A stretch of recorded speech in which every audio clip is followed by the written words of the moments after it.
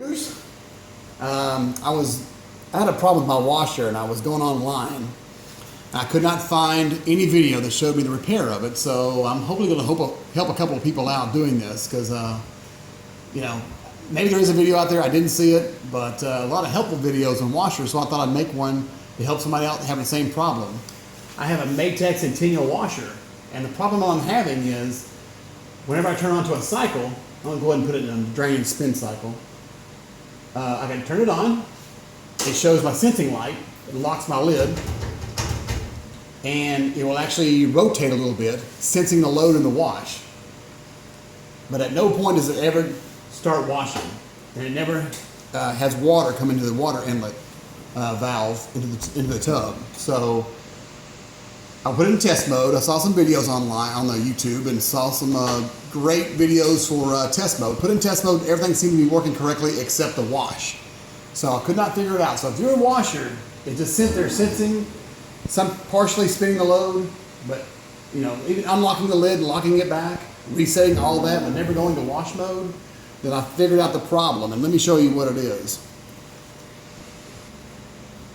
This is what I found. This is called the actuator. It actuates the motor itself, the main drive of the washer. The reason I knew that, I had another one come in, and I took that part off the good one, and I put it on here, and it worked correctly. So it was the actuator that was the problem. And I'll show you the real way of taking it loose. To the 5/16, you take the first screw out the top of the motor cover. You can just drop it and make it loose. Then there's two Phillips head screws. These are green screws, I should say. You take those two screws loose. One and two. You see, it's already starting to come loose pretty easy. And it pops out. Now, the thing you have to watch out for is this has a plastic piece with a little stick-out plastic, I guess you would call a long piece. It goes inside of a hole here, and I'm not real technical on that part of it, but it's probably a shaft that goes inside of a loop on this part right here, I don't know if you can see it or not. Right here. Use my camera today. I got this. It goes back inside there, and I'll show you when I put it back together. And don't lose your screws. That's never a good idea. You unplug it, like so. On the back side, there's two tabs. You squeeze, and it pops right off, and that's it right there. That's called the actuator. That actuator, evidently, it was kicking on. I opened up, or turned the washer upside down, and I saw it moving. It was kicking on and off, so I didn't think that was a problem originally. I luckily swapped the part out with one I knew that worked, and put it on there, and it fixed the problem. So this is what you take off. And the easiest thing to do when you put it back on is plug it in before you put it back on. And the way you're going to put it back on is that little plastic shaft. You put it inside the loop of the one that's already on there. And you can move it to where you need it to be. And it kind of holds itself on there. You put your two screws back in. One on the top side, one under your wires right here. And you screw it back in. Two screws. Real simple part replacement. Probably one of the easiest parts replacements I've done working on these washers. The bottom one, probably in your way a little bit, but let me get this top one started here. You put the top one in. Like I said, it's probably easier to go ahead and plug it in, and I did that on purpose, not plug it in. I'll show you.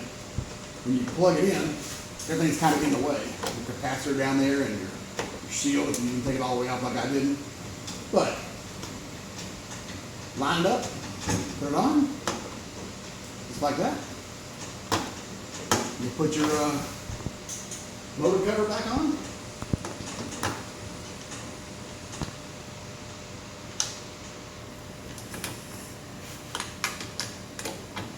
Just like that.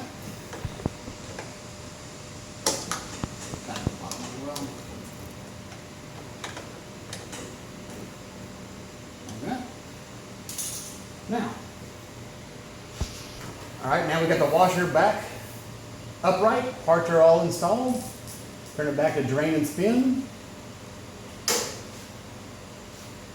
Hit start. And all these washers, unfortunately, go through a 3-minute pre-wash. Is load sensing. You'll unlock the lid for a couple minutes, lock the lid back, and then go back to load sensing again, then finally spinning and putting water in. So unfortunately, these high efficiency washers go through a lot of pre-wash process, and it's kind of irritating when you're trying to work on one. You just want to know if it works or not. So what it's doing now is still sensing the load.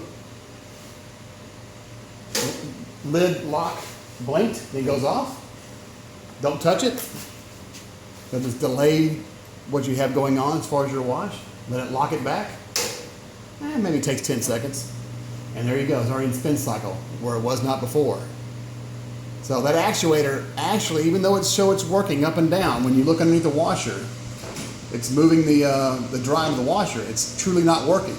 So you buy that part. If yours is doing the same thing, you put it on. And actually, I took the lid lock off this one. We can look in.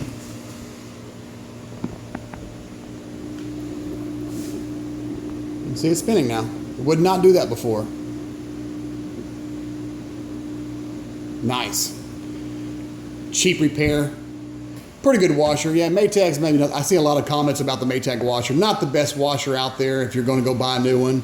I do have a problem with the high efficiency tubs where I only put so much water in. I do like the old style agitation shaft in the middle, but this will do a lot more. But the problem is this doesn't put a whole lot of water in. So as you can tell, it's totally fixed. Hope it helped yours, and thanks for watching.